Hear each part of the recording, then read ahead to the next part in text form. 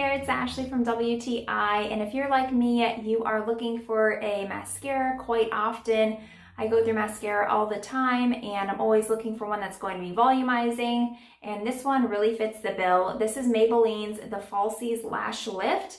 What I really like about this mascara in particular is the wand. So as you notice here, the bristles are nice and thick. It has like an hourglass shape to this wand.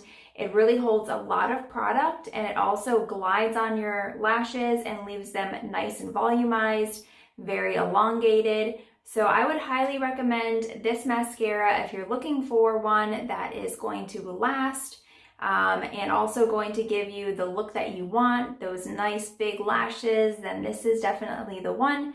This is in very black, and it's just worked out really well for me. I love Maybelline, and that's my point of view.